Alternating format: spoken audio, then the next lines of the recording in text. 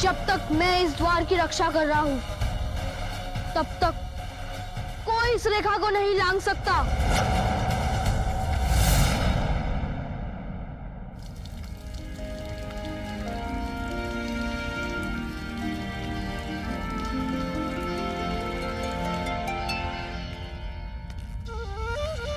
अपनी मां का पुत्र हूं, बलपूर्वक जाने का प्रयास करने वाले को बलपूर्वक यहीं रोक दूंगा। प्रतीत होता है प्रभु अब इस बालक को इसके हठ के लिए अवश्य दंडित करेंगे।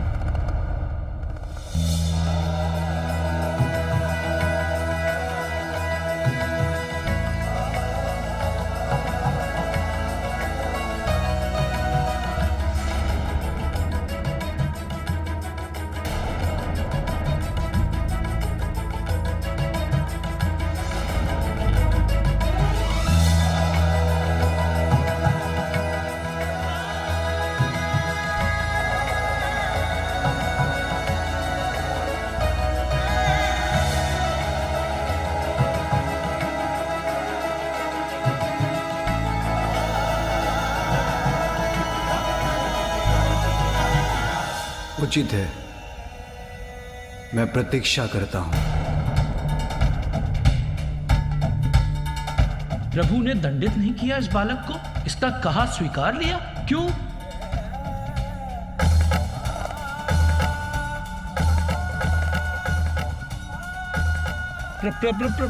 प्रभु, देर से ही समझे, किंतु समझ तो गए।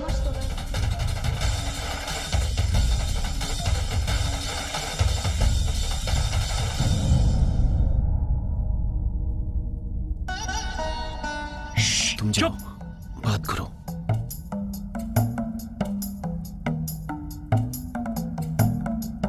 प्रभु,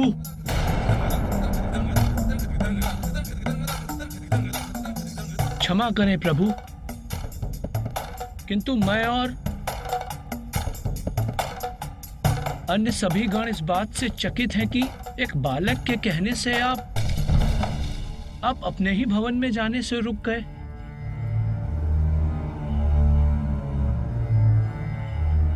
प्रभु, मुझे और अन्य सभी गणों को यह तनिक भी नहीं भाया।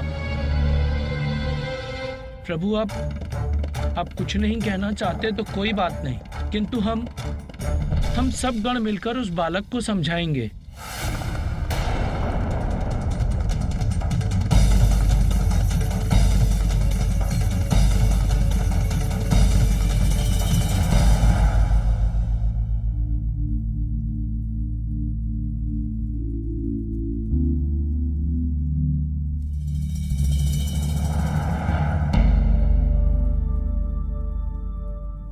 इस बालक को तो अब मैं समझाऊंगा।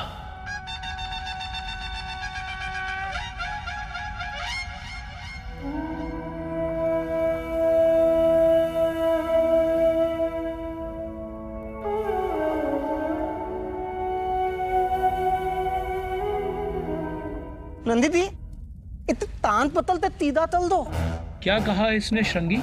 नंदी ये कह रहा है कि इसके कान पकड़ के सीधा कर दो। अरे नहीं नहीं, बालक है वो, और बालक के साथ इस प्रकार का व्यवहार नहीं किया जाता। हम उसे एक और अवसर देते हैं। हठी का हट तोड़ने के लिए साम दाम दंड भेद का प्रयोग किया जाता है। पहले मैं साम दाम और भेद का प्रयोग करूंगा। और दंड के लिए मैं हूं ही। अरे नहीं नहीं, उसकी आवश्यकता नहीं पड़ेगी। आप देखिए मैं कितनी सहजता के साथ इस बालक को मना लूंगा।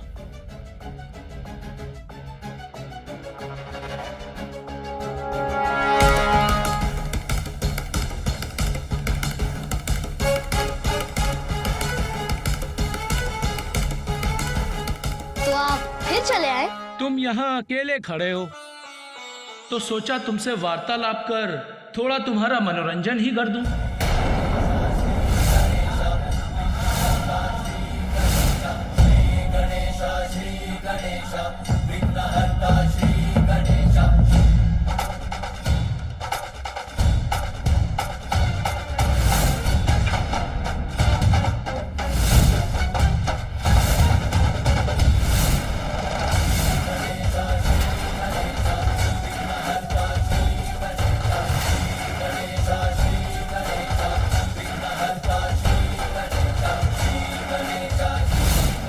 मैं इस द्वार का रक्षक हूँ। मैं मेरी माता की आज्ञा का पालन करूंगा। सतर्क रहना होगा मुझे, ताकि कोई भी छल एवं बल से भीतर ना प्रवेश कर पाए।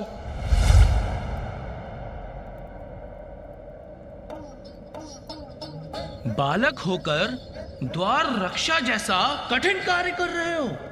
यह आयु कार्य करने की थोड़ी होती है, अपितु भिन्न भिन्न प्रकार के स्वादिष्ट फल, मिष्ठान एवं पकवान खाने की होती है। खाओगे?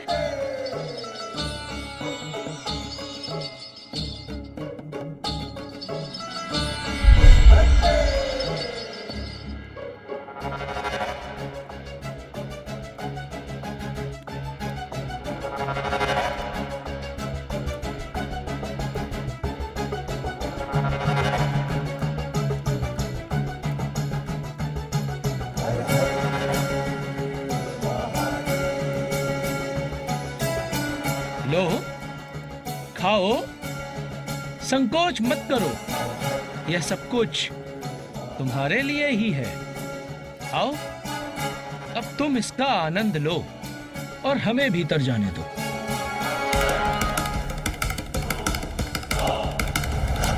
पुत्र, स्मरण रहे, किसी को भी भीतर मत आने देना। द्वार रक्षक के रूप में यहाँ खड़े रहने का जो वचन मैंने माता को दिया है, उसके समक्ष ये वस्तुएं तुच्छ हैं।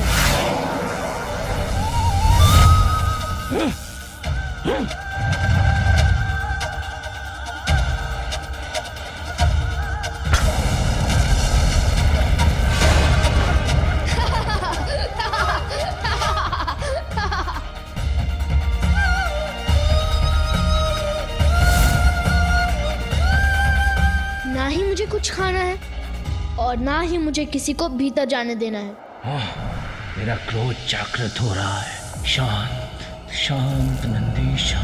ओम नमः शिवाय, ओम नमः शिवाय, ओम नमः शिवाय, ओम नमः शिवाय, ओम नमः शिवाय, ओम नमः शिवाय, ओम नमः शिवाय, ओम नमः शिवाय, ओम नमः शिवाय, ओम नमः शिवाय, ओम नमः शिवाय, ओम नमः शिवाय, ओम नमः शिवाय, ओम नमः शिवाय, ओम नमः शिवाय।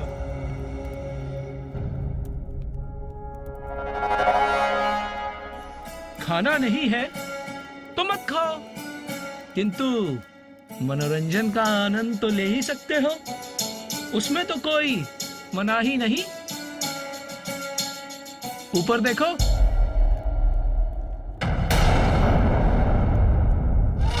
देखो आकाश के इन मेघों में मैं तुम्हें राजकुमार और राजकुमारी के विवाह का अद्भुत दृश्य दिखाता हूँ।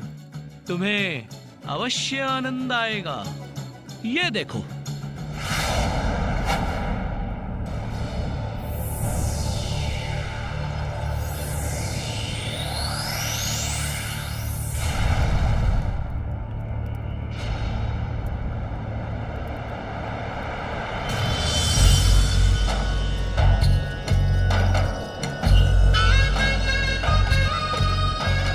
कितना सुंदर दृश्य है ये।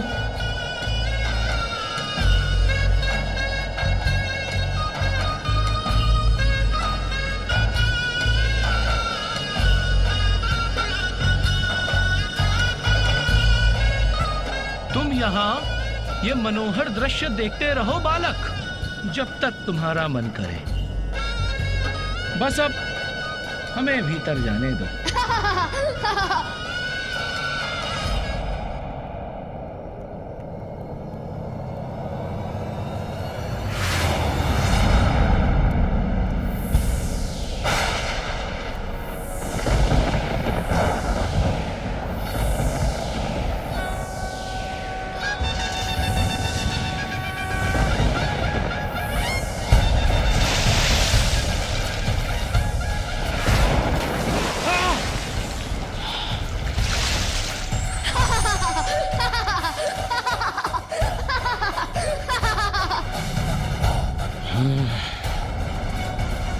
क्यों? मैंने जिस दृश्य की रचना की वो कैसा लगा आपको? आनंद आया? आनंद तो आया ही होगा।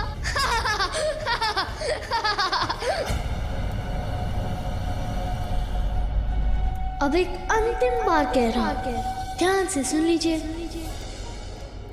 इस द्वार के आगे मैं किसी को नहीं जाने दूंगा। समझ गए आप? साम दाम तो व्यर्थ गए, अब क्या करूं?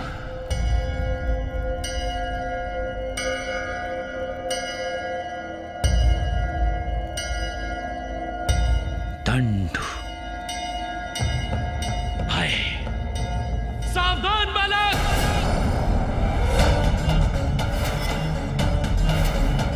हमारे स्वामी को जानते नहीं हो तुम?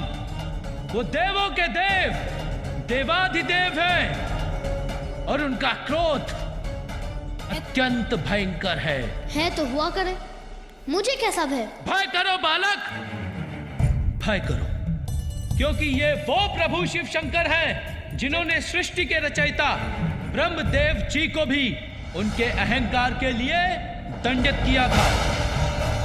मैं ही सृष्टि रचयिता हूँ, मैं ही स्वयंभू ईश्वर हूँ, त्रिमूर्ति में सर्वश्रेष्ठ हूँ। ब्रह्मदेव, ये आप नहीं, अभी तो आपका अहंकार बोल रहा है। मैं सर्वज्ञाता हूँ, इसलिए मैं ही श्रेष्ठ हूँ। यदि ऐसा है तो आप इस स्तंभ के आरंभ और अंत को तो सरलता से ढूंढ ही लेंगे। ब्रह्मदेव,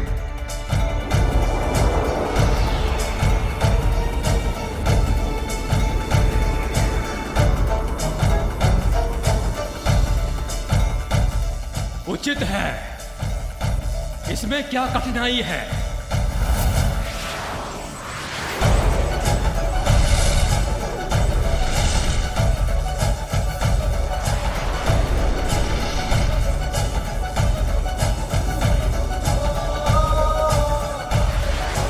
इस स्तंभ का आकार तो अनंत है, इसके आरंभ और अंत का स्रोत तो मैं किसी भी प्रकार से ज्ञात करने में असमर्थ हूं। मैंने स्तंभ का अंत ढूंढ लिया है। सत्य कह रहे हैं? इसका अंत ढूंढ लिया आपने? मुझ पर संदेह? मैंने जो कह दिया वही सत्य है।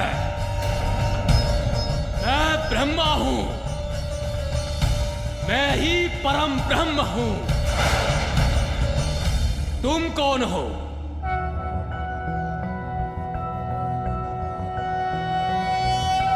कर्पूरगौरं करुणावतारं संसारसारं भुजगेन्द्रहारं सदा वसन्तं हृदयारविन्दे भवं भवामि सहितं नमामि।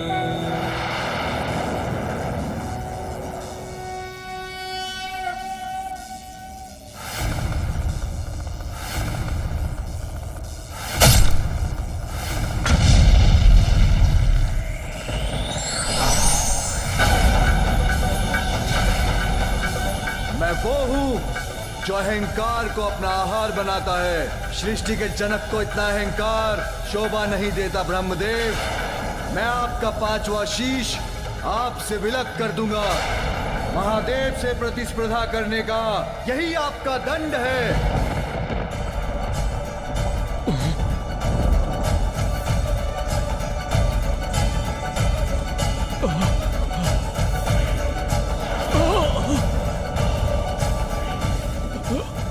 अब समझे कैसा होता है मेरे प्रभु शिव शंकर का क्रोध। अब समझे कैसा होता है मेरे प्रभु शिव शंकर का क्रोध। बालक हो तुम, इसीलिए अभी तक हमारे प्रभु शिव शंकर और हम सबके क्रोध से सुरक्षित हो। पहचानो उन्हें, ये वही प्रभु शिव शंकर हैं जिन्होंने गंगा मैया की प्रचंड और पावन जलधारा को अपनी जटाओं में समाहित किया था। ये उस समय की बात है जब अपने कुल के 60,000 सगर पुत्रों के उद्धार एवं जगत के समस्त प्राणियों के कल्याण के लिए महान तपस्वी भगीरथ जी ने सहस्त्र वर्षों के तप के पश्चात माँ गंगा को स्वर्ग से पृथ्वी पर आने के लिए मना लिया। किंतु फिर चिंता बनी गंगा मैया की प्रचंड जलधारा का महावेग। उनकी महावेग सृष्टि में प्रलय ला सकती थी। इसीलिए भगीरथ जी ने घोर तप कर प्रभु शिव शंकर को प्रसन्न किया और उनसे गंगा मैया की प्रचंड जलधारा के महावेग को संभालने की विनती की। देवी गंगा, मैं आपके वेग को संभालने के लिए प्रस्तुत हूं। निश्चिंत होकर पृथ्वी पर आइए।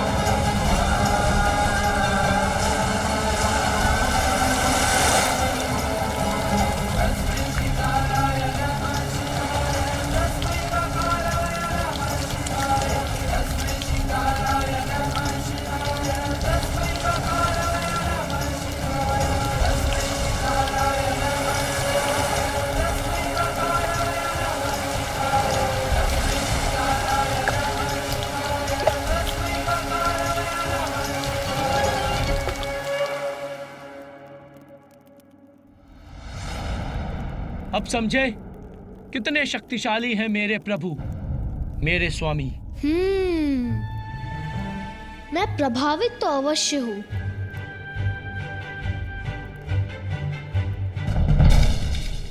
किंतु इतना भी नहीं कि मैं अपनी मां की आज्ञा के विपरीत किसी को भी भीतर जाने दूं, चाहे वो कोई भी हो, चाहे वो कोई भी हो।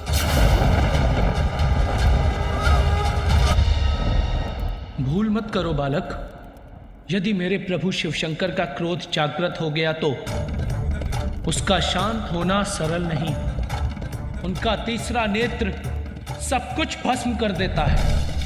उनके तीसरे नेत्र की अग्नि ने तो कामदेव को भी भस्म कर दिया था।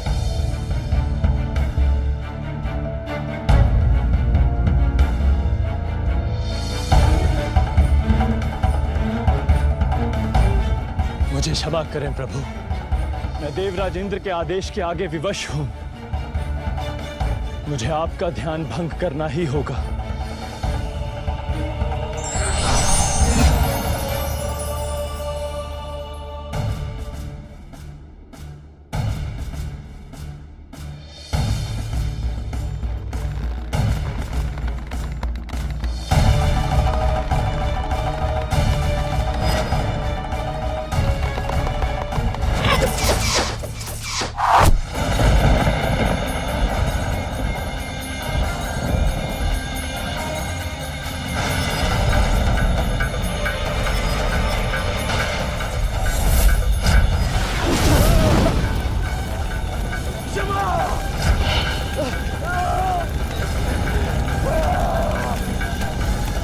तो तुम्हें समझ में आ ही गया होगा कितना तीव्र है मेरे प्रभु शिव शंकर का क्रोध। इसलिए आज्ञाकारी बालक के समान अपना हठ त्याग दो। नंदी, क्या हुआ तुम्हारे साम दाम भेद? मैंने पहले ताता तान पतल तो तीदा तल दो, पर नंदी दी मैंने तुम क्या है? श्रृंगी जी, इस बालक को समझाने में समय नष्ट हो रहा है। हमें इस बालक को हटाकर आगे बढ़ना चाहिए। उचित है। हठी बालक, बहुत हुआ तुम्हारा हट। जानते भी हो प्रभु शिव शंकर कौन है? इस संपूर्ण जगत के पिता है, पिता। माँ को दिया वचन तो मैं किसी के लिए भी नहीं तोड़ सकता हूँ। अबोध बालक, प्रभु शिव शंकर से परिचित नहीं हो तुम। बालक हो इसलिए सुरक्षित हो। अन्य कोई होता तो उसे इस हट का अवश्य दंड देता। चेतावनी का स्वर मुझे मत सुनाइए। मैं किसी का ऊंचा स्वर सहन नहीं करता। और अब मेरी चेतावनी सुनिए, शांति पूर्वक लौट जाइए, अन्यथा आप सभी मेरे कोप के भागी होंगे। बस बालक!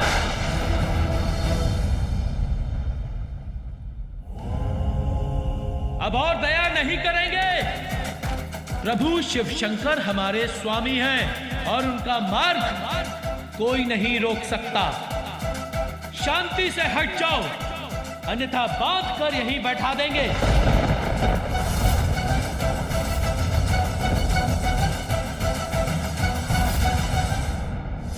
शांति से हट जाओ, अन्यथा बांध कर यहीं बैठा देंगे।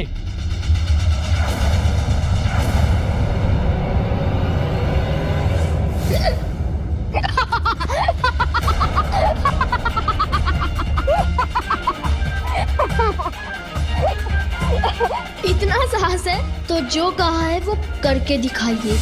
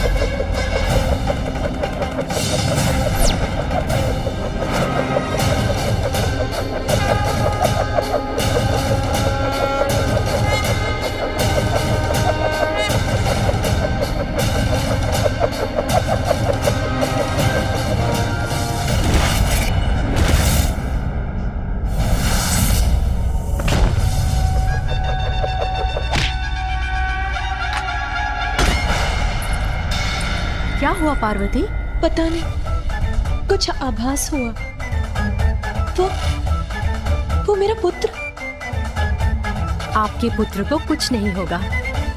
अभी तो कुछ क्षण पहले ही आपने उसे बाहर भेजा है।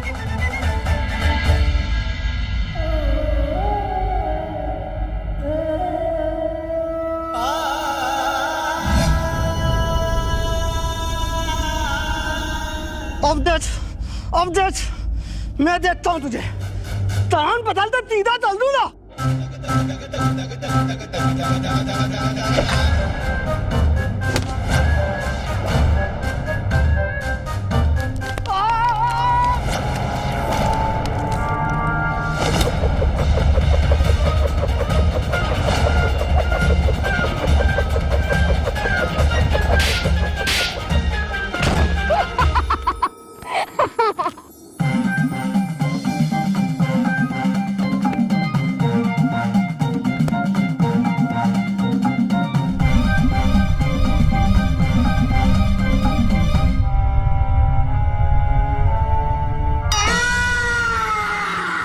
देख लिया मुझ पर वार करने का परिणाम। मैंने कहा था ना, कोई भी इस रेखा को पार नहीं कर सकता। तुम होते कौन हो हमें रोकने वाले? हम अभी जाएंगे रेखा के पार।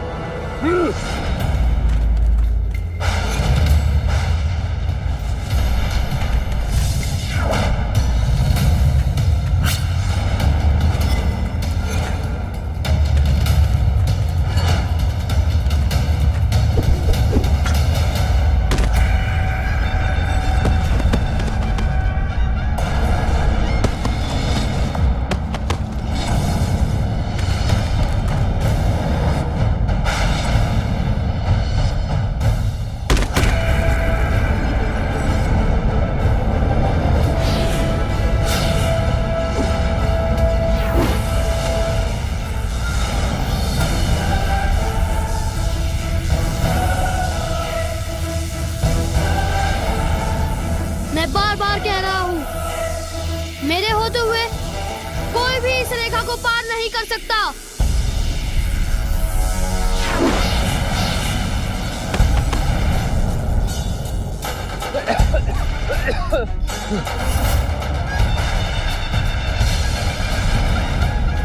कहा था ना चले जाइए यहाँ से, अन्यथा और दुर्गति होगी आप सभी की।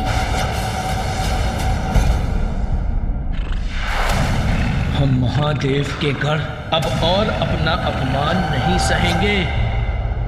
आगे बढ़ो। आपकी यही इच्छा है तो यही सही, कर लीजिए प्रयास।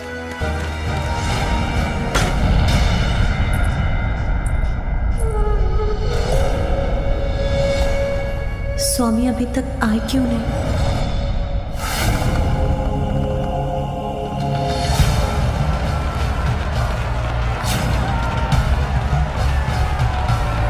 पार्वती,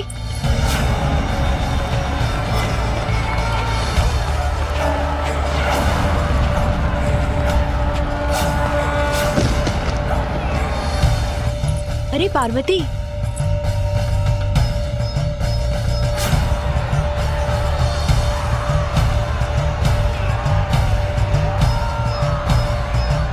तुम ये सुगंधी लगाना तो भूल ही गई। ये विशेष सुगंधी तुम्हारी माता ने भेजी है।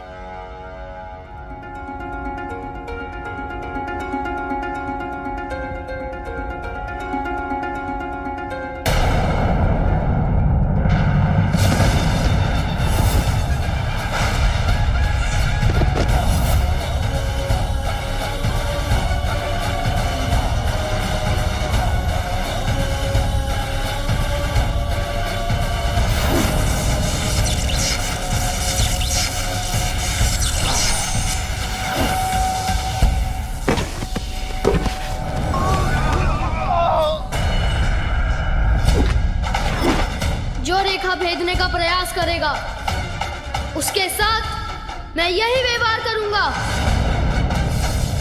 हठी बालक, अब मैं तुम्हें दंड देकर ही रहूंगा।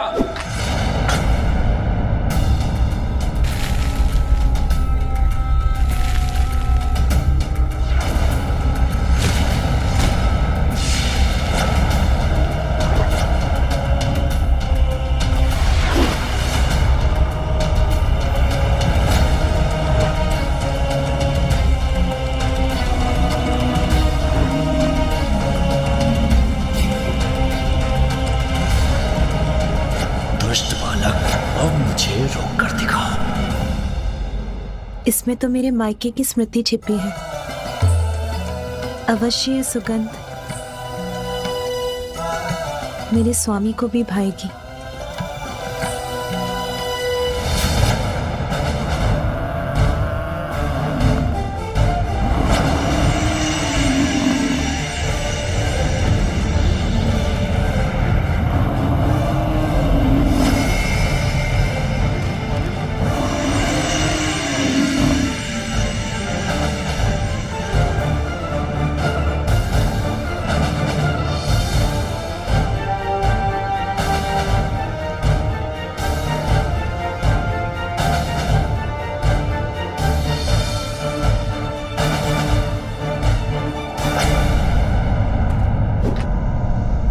ठहर जाइए।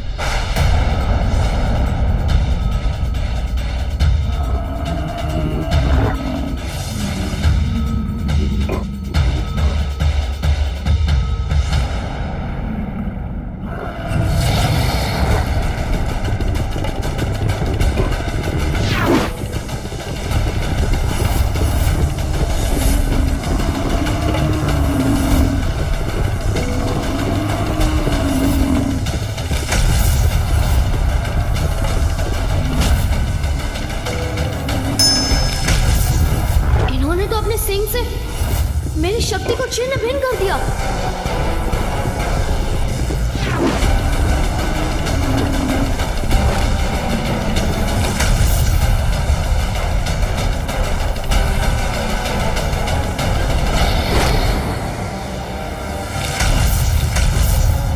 शंगी के सिंह ने यदि इस बालक को भेद दिया तो उसकी मृत्यु हो जाएगी। ये वहां कहाँ जा रहे हैं?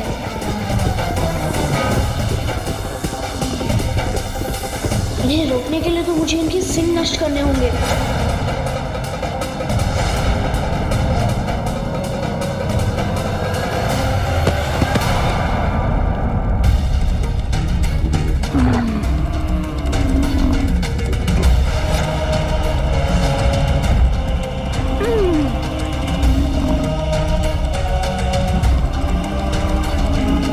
अभी इनका सींग इनके शीश से विलप करता हूँ।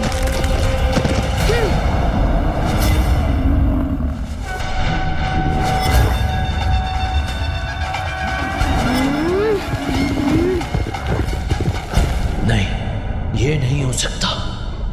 शंगी के प्राण तो उसके सींग में वास करते हैं। यदि उसके सींग टूट गए तो उसकी मृत्यु हो जाएगी।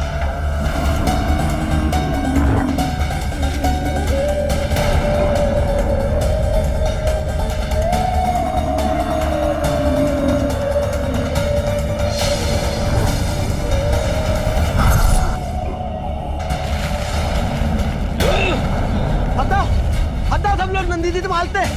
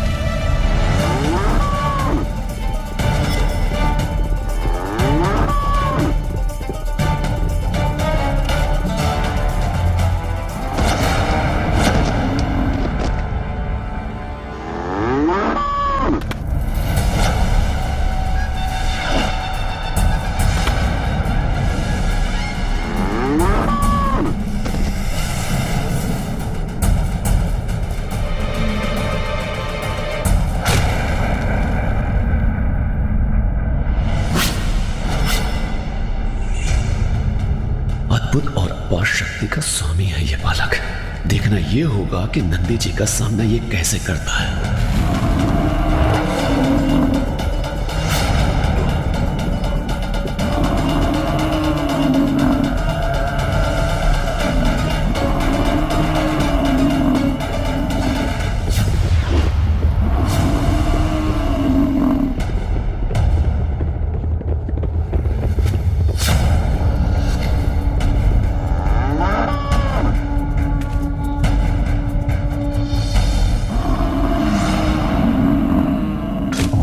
कर लीजिए आप सभी, पीछे नहीं हटूंगा। आपका डटकर सामना करूंगा।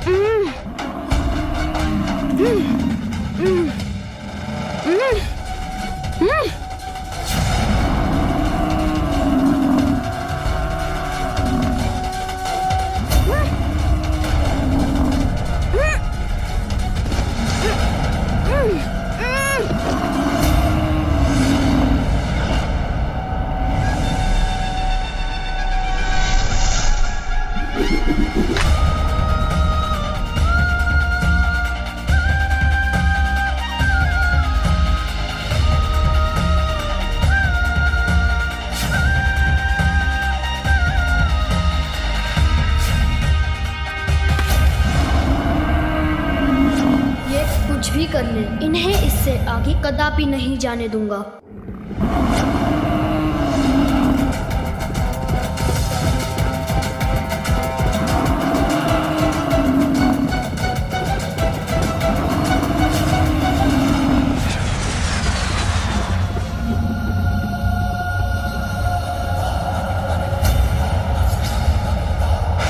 पीछे से मेरी पूंछ पकड़ ली, मुझे रोक दिया इसने।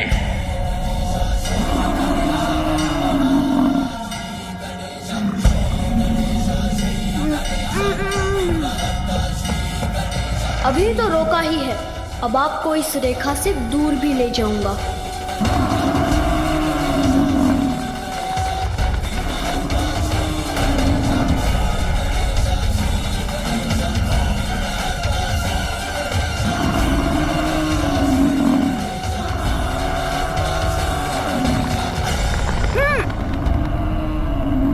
मैं इन्हें खींच क्यों नहीं पा रहा हूं?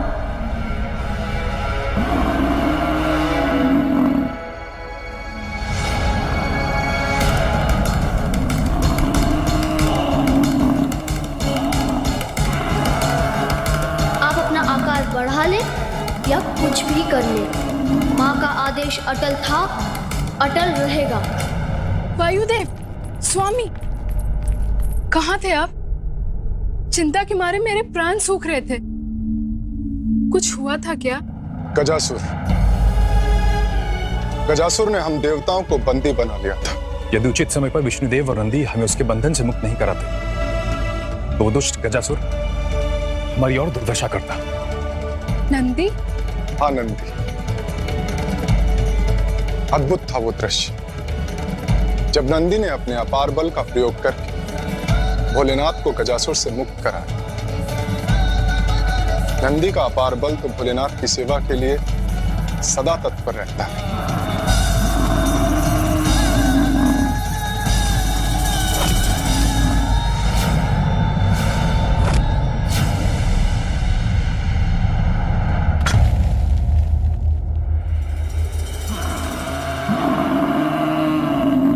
नंदी लौट क्यों रहे हैं? क्या करना चाहते हैं वो?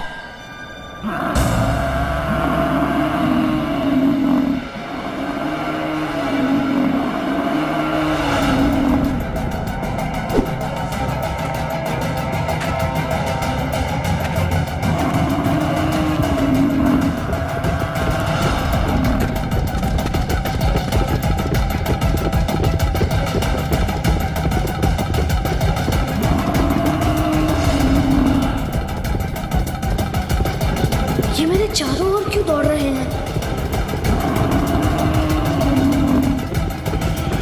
धूल का बादल उमड़ उठा है, मुझे कुछ स्पर्श दिखाई भी नहीं दे रहा।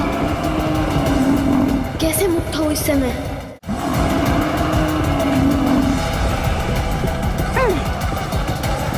ये बवंडर तो मुझे अपने साथ ऊपर उठाकर ले जा रहा है।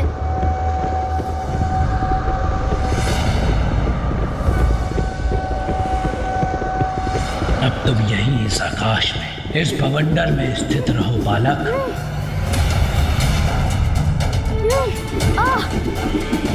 नारद भयभीत, यदि उनके पुत्र का तनिक भी अनिष्ट हुआ तो माता पार्वती भवंडर उत्पन्न कर देगी। किंतु मैंने जो किया वो भी तो आवश्यक ही था, उसमें भी था सृष्टि का हित। माता पार्वती के क्रोध से कैसे रहूं सुरक्षित?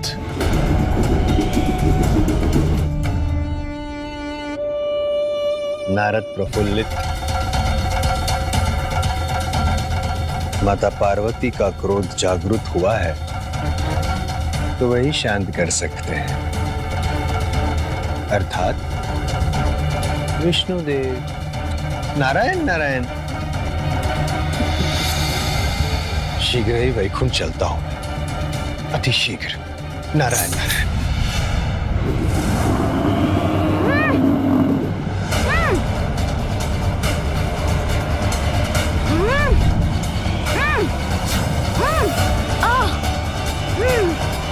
मुझे इस बवंडर से बाहर निकलना ही होगा।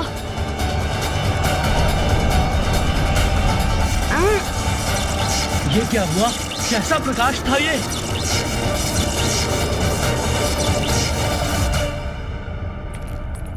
स्वामी, मुझे ज्ञात है कि आप गजासुर के वध से अति आनंदित हैं, किंतु उससे भी अधिक आनंदमय सूचना मेरे पास है। गजासुर के वध से अधिक आनंद में सूचना हमारे लिए और क्या हो सकती है प्रिय? बताती हूँ प्रभु, बताती हूँ, थोड़ा धैर्य रखिए। देवी पार्वती के निमंत्रण पर मैं कैलाश गई थी। आपको पता है मैंने वहां कैसे देखा? वो बहुत ही अद्भुत है, बहुत ही सुंदर। अद्भुत?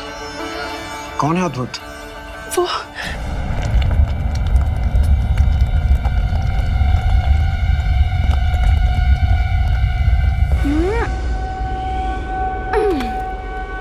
बहुत हुई आपकी क्रीड़ा। अब मैं आपकी इस कृत्य का उचित उत्तर दूंगा। क्रीड़ा तो तुम्हारी बहुत हुई है बालक, किंतु अब नहीं होगी।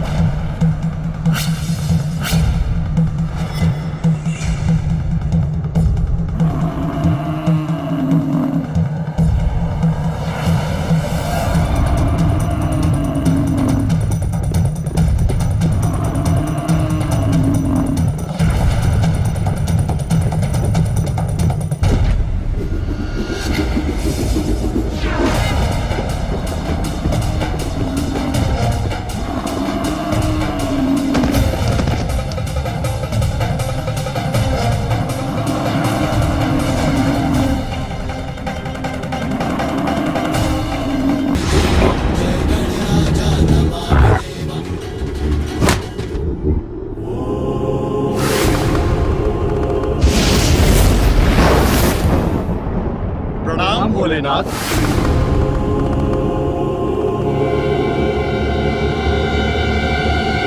महादेव, प्रभु प्रभु प्रभु महादेव।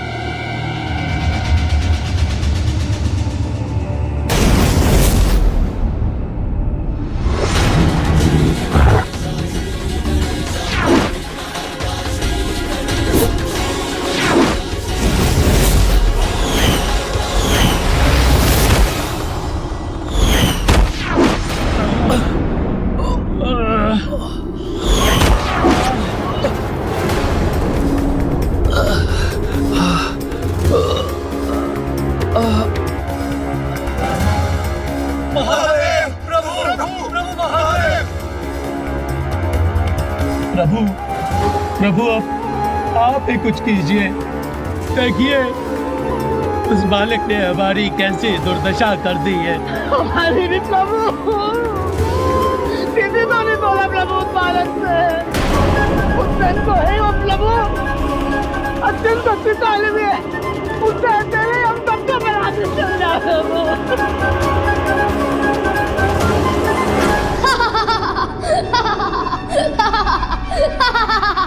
मैंने कितना कहा किंतु नहीं सुना आप सभी ने, तो अब भुगतिए परिणाम। मेरे गणों का अपमान मैं कदापि सहन नहीं करूंगा।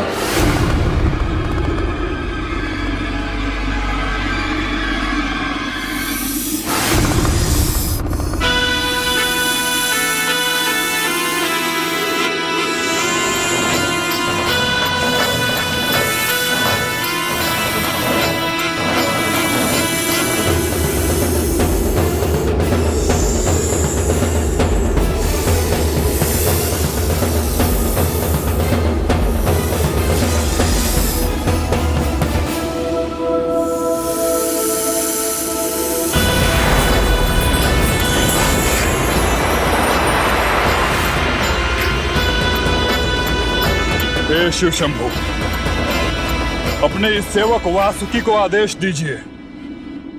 मैं अभी जाकर इस बालक को उचित पाठ सिखाता हूँ। एक कुत्तंड बालक भोलेनाथ की महिमा को चुनौती दे, ये देवराज इंद्र को स्वीकार नहीं है प्रभु।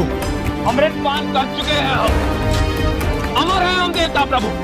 अभी उस उद्दंड बालक को अमृतों की शक्ति दिखाते हैं। हाँ, की शक्ति का अहंकार है इस बालक को। मैं अपने ताप से भस्म कर दूंगा उसे। गजासुर हमारे समक्ष टिक नहीं सका, तो दुस्साहसी बालक हमारे सामने क्या टिकेगा? प्रभु, उसका अहंकार भी नष्ट होगा। हाँ, अहंकार का नष्ट हो जाना ही उचित है। प्रतीत होता है यही होगा। अहंकार मिटेगा और तो ही तो शुद्धता का विस्तार होगा।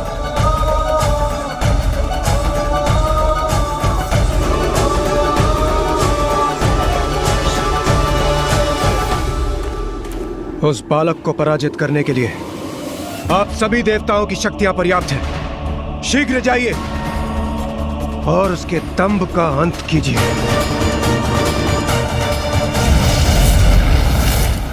अवश्य मिटेगा, सबका अहंकार मिटेगा।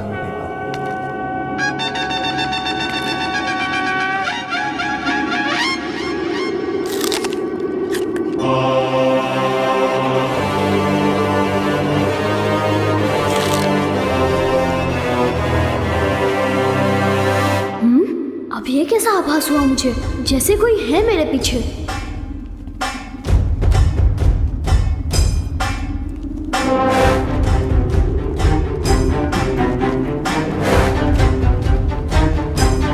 ना स्वयं शांत बैठते हैं, ना दूसरों को शांत बैठने देते हैं। उन्हें लौटाया था, अब ये आ गए। उचित है, आइए।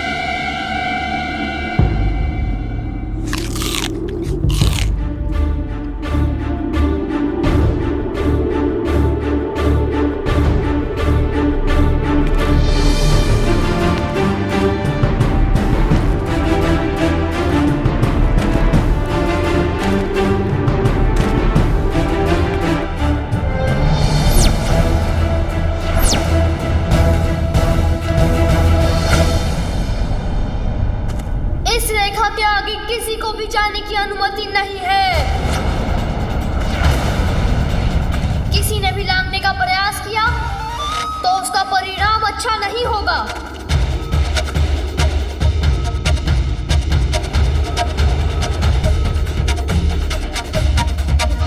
ए बालक, क्यों अपने जीवन के शत्रु बने हुए हो? हटो मेरे मार्ग से और अपने जीवन की रक्षा करो। आप लोग एक ही बार में समझ क्यों नहीं जाते? मैं अपने स्थान पर और अपने निर्णय पर अडिग हूँ और अडिग रहूंगा। कोई इस रेखा के आगे नहीं जा सकता। ज्ञात भी है मैं कौन हूँ?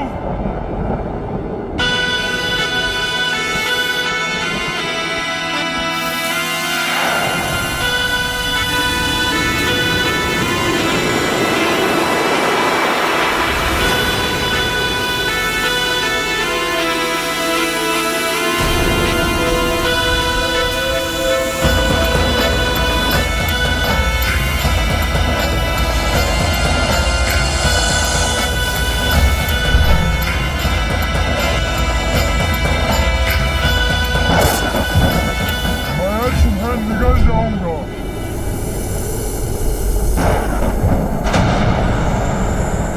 डॉक्टर जासुकी, ये क्या कर रहे हैं आप? आप अपनी सभी सीमाओं का उल्लंघन कर रहे हैं। अब तुम मेरा ग्रास बनोगे बालक। डॉक्टर जासुकी, रुक जाइए।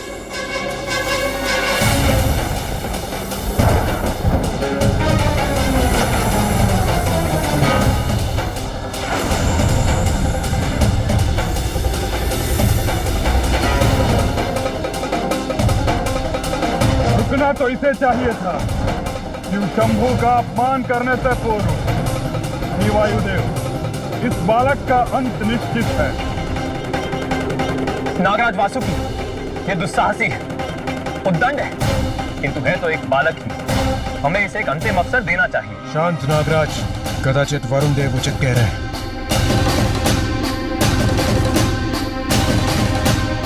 उचित है देवराज, किंतु यदि ये तब भी नहीं माने तो मैं विवश हो जाऊंगा।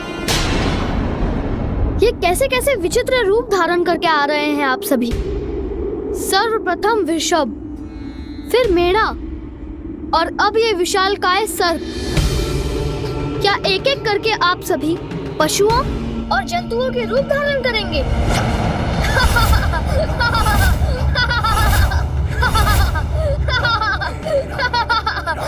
तो ये बालक अब भी नहीं समझा। अब भी इसमें इतना ही अहंकार शेष है।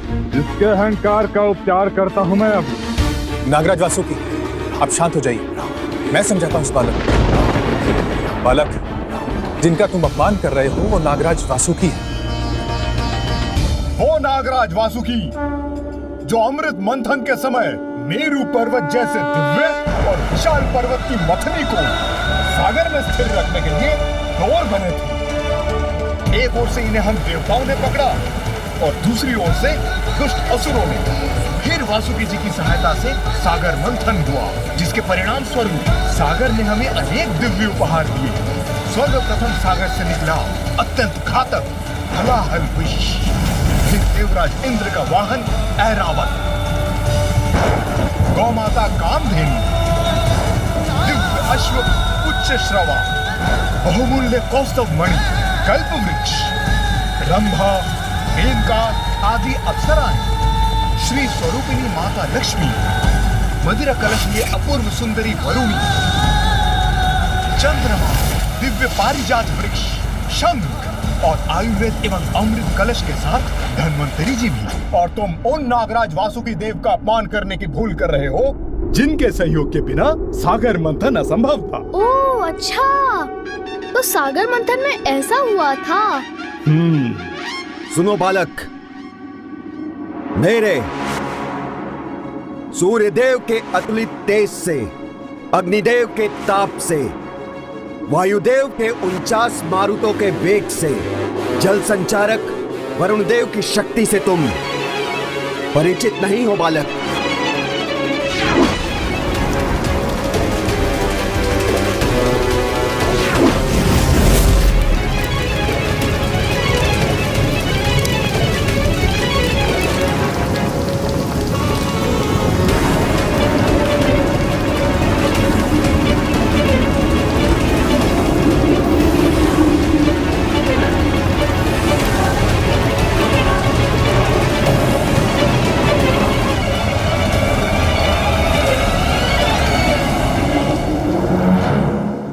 देखा तुमने हम देवताओं की शक्ति, और तुम हमारा अपमान कर रहे हो। अपमान?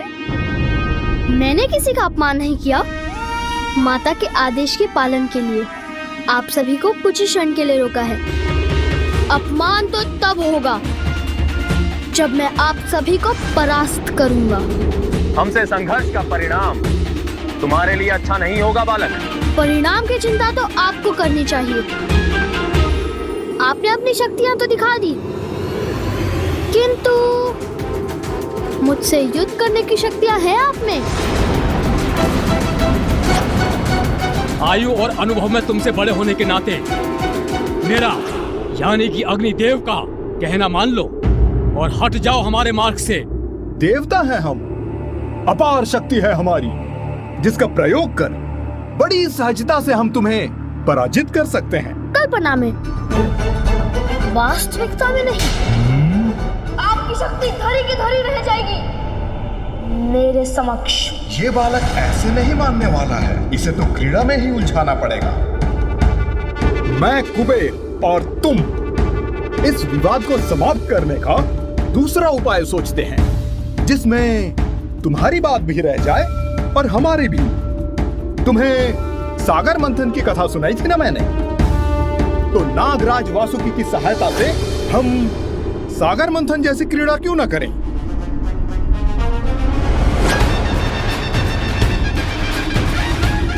हाँ, कदाचित इसमें आनंद आएगा, किंतु मंथन के बाद सागर में से इतनी दिव्य वस्तुएं निकली थी। हमारी इस क्रीड़ा में जो विजयी होगा उसे क्या प्राप्त होगा? यदि हम देवता विजयी हुए तो तुम हमें आगे जाने दो। विजय होंगे आप सभी? असंभव।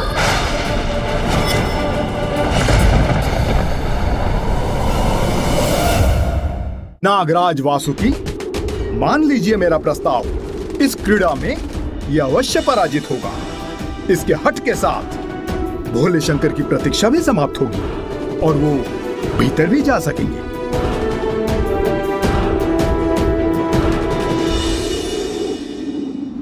ठीक है।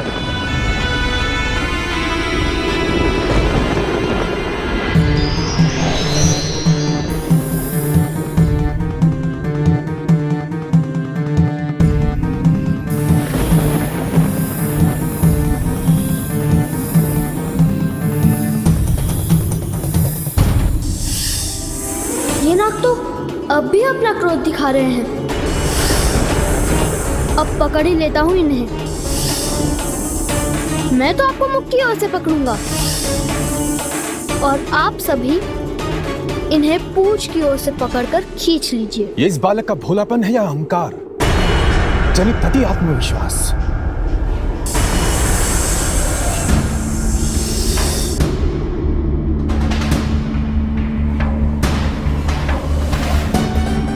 मैं इस क्रीड़ा में तुम्हारे साथ अन्याय नहीं करूंगा बालक। इसीलिए इस क्रीड़ा में मैं अग्निदेव एक ही हाथ का बल लगाऊंगा। क्षण भर में समाप्त होगी यह क्रीड़ा। अग्निदेव के समक्ष पल भर भी नहीं टिक सकोगे तुम। प्रारंभ करें बालक। अवश्य।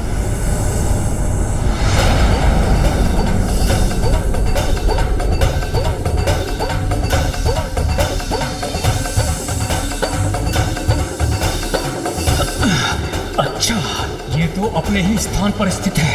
मुझे और बल लगाना होगा। मेरा सामना नहीं कर सकेंगे। अरे, आपने प्रारंभ कर दिया। मुझे तो ज्ञात ही नहीं हुआ। मैं भी बल का प्रयोग करता हूँ।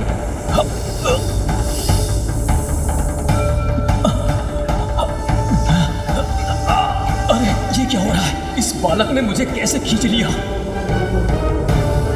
आप स्थित रहिए अग्निदेव, मैं आपकी सहायता करता हूँ।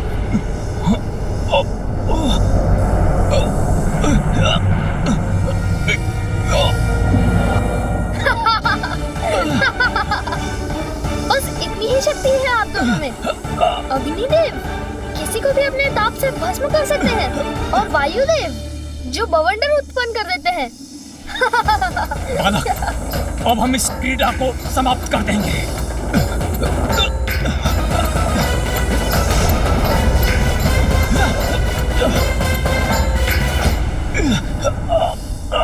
देखता हूँ क्रीड़ा आप समाप्त करते हैं या मैं। आश्चर्य है, इस बालक में इतना सामर्थ्य है।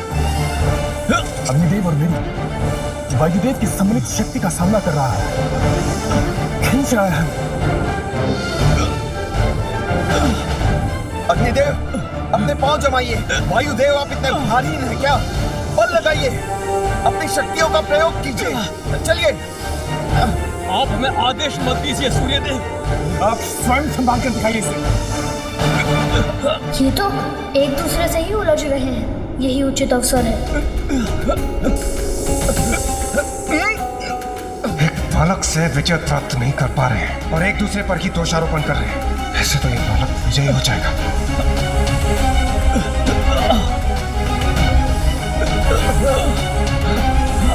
कुबेर जी, आप देख क्या रहे हैं? हाथ लगाइए। संभव है जो स्वर्ण आपने अपनी देह पर धारण कर रखा है उसका भारी हमारा सहायक बन जाए। उचित है अरुण देव। आप खींच रहा है। और बल लगाइए। बराबर कर देंगे।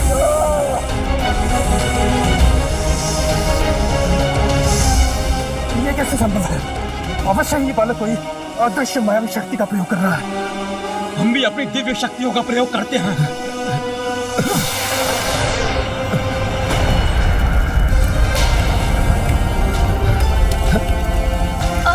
मेरे पांव दब रहे हैं, किंतु पराजय स्वीकार नहीं करूंगा। अपनी माँ को दिए हुए वचन का पालन करने के लिए मैं कुछ भी कर सकता हूँ।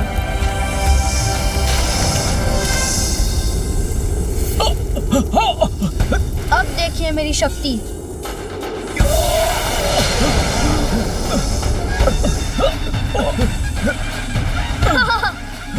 क्या हो गया आपकी दिव्य शक्ति को? यदि आप अपनी दिव्य शक्ति का प्रयोग करेंगे तो मैं उससे भी बड़ी शक्ति से आपको पराजित कर दूंगा। अरे ये हिम कहाँ से आ गया? गिर रहे हैं हम। अरे ये क्या आ रहा है हम सभी को? थोड़ा संभल कर रहिए।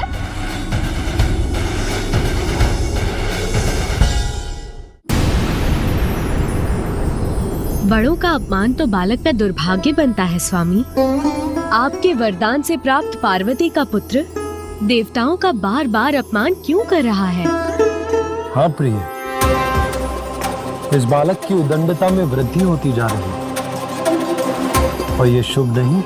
प्रभु, यदि आप सारे देवताओं को बता दें कि ये बालक देवी पार्वती का पुत्र है, तो ये युद्ध स्वतः रुक जाएगा। देवी, जब स्वयं भोलेनाथ शांत है, तो इसके पीछे अवश्य ही कोई बड़ा कारण होगा। अब मैं इस बालक की उदंडता को और नहीं सहूंगा। अब मैं इसे अपना तेज दिखाता हूँ। देवगण, आप लोग नागराज वासुकी को छोड़ दीजिए।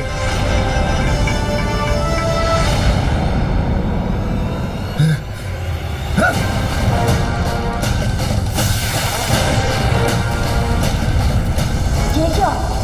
इस सर्प का ताप तो बढ़ता ही जा रहा है।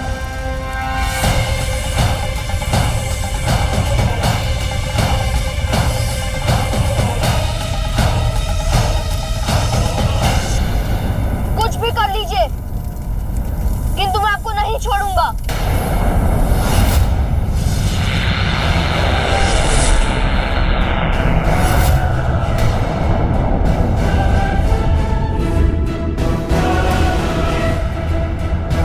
असहनीय पीड़ा हो रही है मुझे। बस बहुत हो चुका।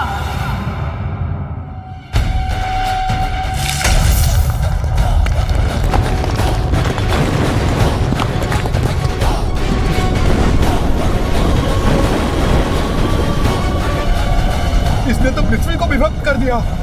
पाताल दिख रहा है मुझे। अग्निदेव तो नहीं हूँ। यदि मैं नीचे गिर भी गया तो अग्नि का तो मुझ पर कोई प्रभाव नहीं होगा, किंतु ये नुकीली शिलाएं, उनसे तो कोई बचाव नहीं। आहत हो जाऊंगा मैं इनका कोई अहित नहीं चाहता, किंतु मैं इन्हें परास्त युद्ध से ही करूंगा।